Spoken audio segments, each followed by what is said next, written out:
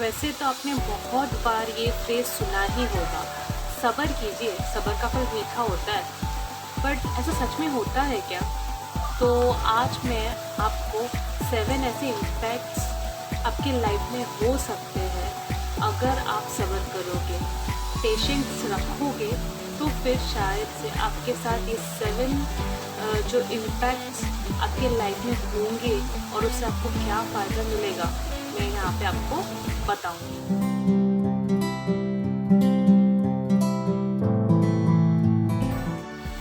Hello viewers, this is Rinku, welcome to my channel.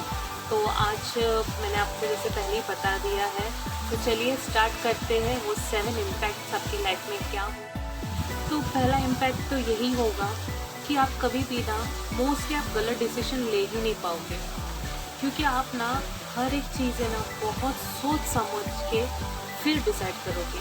क्योंकि आप अगर अपने में वो पेशेंस रहेंगे तो फिर क्या होता है ना, आप कोई भी चीज़ों को सारे एंगल से सोचोगे, सोच समझ के। मतलब बोलते नहीं है क्या, जब वैसा आपने बहुत बार सुना होगा कि जल्दी जल्दी में आप डिसीजन मत लीजिए वरना गलत भी हो सकता है। ऐसा इसलिए कहा जाता है क्योंकि आप जल्दी जल्दी मतलब एक घाई में अगर आप डिसीजन ले लोगे, फिर आपको ना कहीं इस चीज़ का बहुत रिग्रेट भी हो सकता है। अगर वो चीज़ का रिग्रेट हुआ ना, तो फिर क्या होगा, आप कहीं ना कहीं बहुत ज़्यादा डिस्टर्ब भी हो सकते हैं इस वजह से। तो इसलिए कहा जाता है ना कि सब्र करो जी, थोड़ा सब्र करोगे ना तो आप कोई भी सॉल्यूशन है बहुत ईजिली निकाल पाओगे। तो अब मैं आपको आपके साथ जो शेयर करूँगी वो है सेकेंड पॉइंट। आप ऐसा मैं बोल सकती हूँ कि आपकी लाइफ में ना फिर अगर आप थोड़ा सब्र रखोगे ना, तो आपके साथ ऐसा एक चीज़ हो सकता है कि आपके पास बहुत सारे ऑप्शंस होंगे। अब मैं अगर यहाँ पे एक छोटा सा एग्जांपल लूँ, जैसे आप बोलते हैं कि अगर हम मार्केट में जाते हैं, ठीक है, तो क्या रहता है कि अगर हमने लमसम चीज़ें देख के चीज़ें उठा ली और फिर अगर हम आगे गए, फिर हमें ये रियलाइज़ होता है कि अरे यार, अगर हमने वहाँ पे घाई में चीज़ें नहीं उठाई होती, हाँ, तो फिर शायद हम आगे जाके हमें और भी ज़्यादा ऑप्शन मिल सकते थे। तब हम मतलब बोलते नहीं, कंपेयर करके फिर देख सकते थे कौन सा चीज़ हमें सूटेबल है।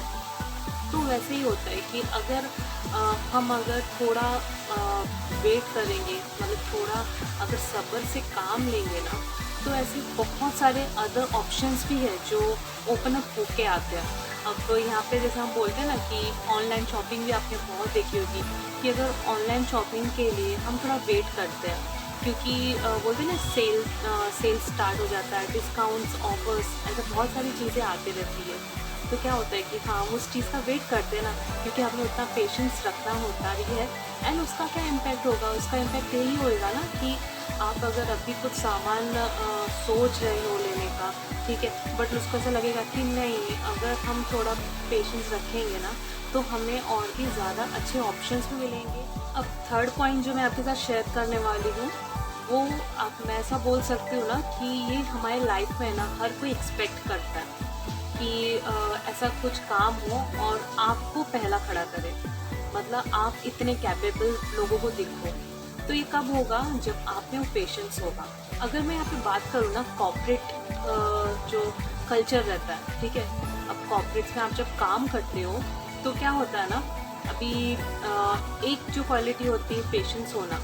आप अगर समझो मतलब कहीं पे मीटिंग्स के लिए गए, ठीक है, एंड क्लाइंट्स है ना जो आपको हर एक चीज़ बताएगा, एंड आप अगर थोड़ा पेशेंसली ये सब चीज़ें सुनोगे, जो भी क्लाइंट्स के मतलब बोलते नहीं क्या कि उनके जो रिक्वायरमेंट है, ठीक है, तो ये रिक्वायरमेंट जब आप सुनोगे, अच्छे से समझोगे, तो फिर क्लाइंट सोचेगा कि हाँ, ये पर्सन ना मेरी बातें समझने की कोशिश कर रहा है, हाँ।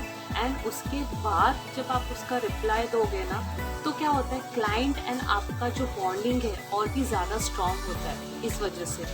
तो ये किसका फ़ायदा हुआ, ये तो आपका ही फ़ायदा हुआ ना, आपके ऊपर ही इम्पैक्ट हुआ ना कि वाओ, मेरे अंदर ये पेशेंस है बोल के इस क्लाइंट को मेरे ऊपर ज़्यादा ट्रस्ट है, उसको समझता है कि मैं उसकी हर एक चीज़ों को समझ सकता हूँ। और अगर कभी ऐसा हुआ कि क्लाइंट्स को मैं भी शायद ये जो एक डिसीजन है, मे बी उसका गलत हो सकता है, तो आप पेशेंटली उसे समझा भी सकते हो, क्योंकि क्लाइंट पे भरोसा रहेगा कि पर्सन ने मेरी हर एक बात सुनी है, तो मुझे भी इसकी बात समझनी चाहिए, सुननी चाहिए।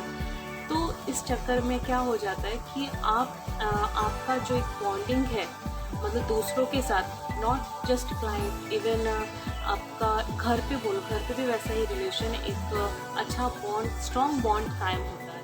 अब मैं आपसे 4th पॉइंट शेयर करने वाली हूँ। आपका ना अगर आप सब्र रखोगे ना, आपका जो मेंटल एंड फिजिकल जो हेल्थ है काफ़ी अच्छे से बैलेंस्ड रहेगा।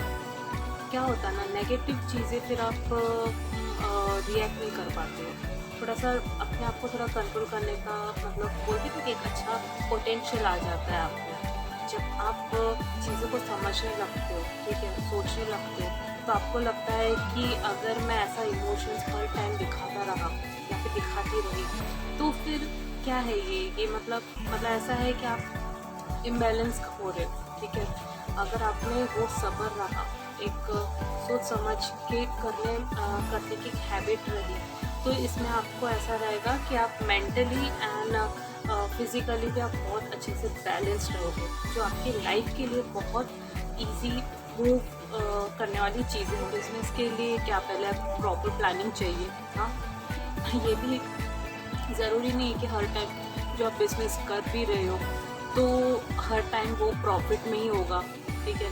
कभी कभार बिजनेस लॉस में भी चले जाएगा, तो उसको उस चीज़ को सोचने के लिए भी एक समझ बूझ होनी चाहिए, ठीक है, ताकि मतलब दोनों साइड से बैलेंस्ड होके चीज़ें सोचें। ऐसा नहीं कि 4 चीज़ें बस अचीवमेंट दूसरों के देख ली तो हम भी बिजनेस स्टार्ट कर देंगे, ठीक है, वैसा नहीं होता है।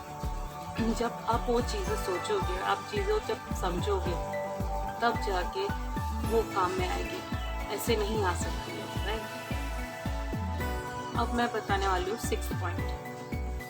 एक्चुअली वैसे हम बोलते हैं ना कि एक पर्सन में क्या क्या क्वालिटीज़ होनी चाहिए, तो पेशेंस बहुत एक वाइटल रोल प्ले करता है आपकी लाइफ में। क्या होता है ना, अगर आप थोड़ा बहुत भी पेशेंस बोलते नहीं कि अगर आप सब्र करना सीख जाओ, ठीक है, ये एक तरह का काइंडनेस भी हो जाएगा आपकी साइड से, कि वो कितना काइंड है, मतलब हर एक चीज़ को समझता है और उसके बाद वो चीज़ें करता है, और ये एक अच्छी क्वालिटी हर जगह पे काम आती है।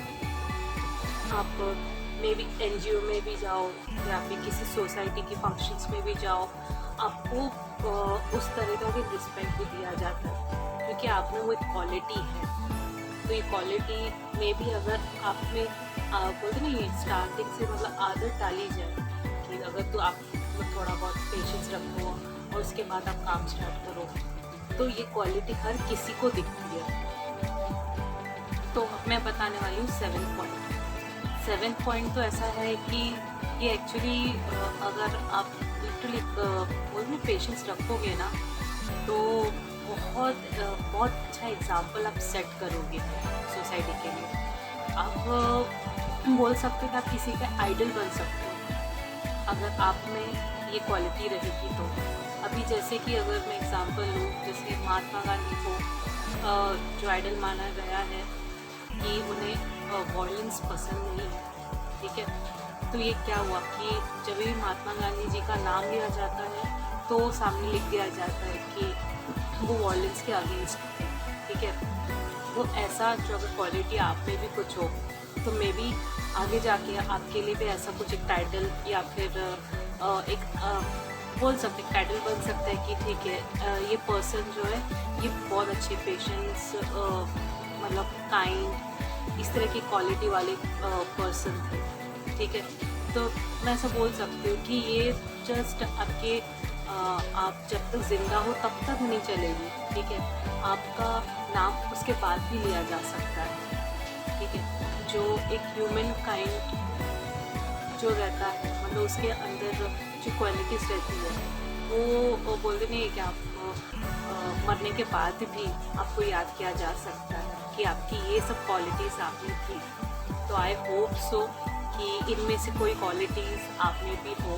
एंड मतलब ये जो भी मैं चीज़ें बोल रही हूँ, ये सब चीज़ें होने के बाद जो इम्पैक्ट आपके लाइफ में आया हो, तो फिर प्लीज़ आप वो सब चीज़ें मैं चाहती हूँ कि आप हो सके तो कमेंट में भी दीजिए कि हाँ, मेरे लाइफ में ऐसा कुछ चेंजेस आया है, जब मुझ में ऐसे पेशेंस आए, तो ऐसी सब चीज़ें मेरे साथ भी हुई है।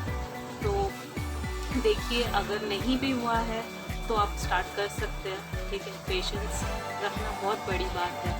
हाँ, तो इसी तरह से आप मेरे साथ बने रहिए आगे भी। तो अगर ये वीडियो आपको अच्छा लगा तो प्लीज़ कमेंट कीजिए एंड प्लीज़ सब्सक्राइब भी कीजिए। Thank you so much.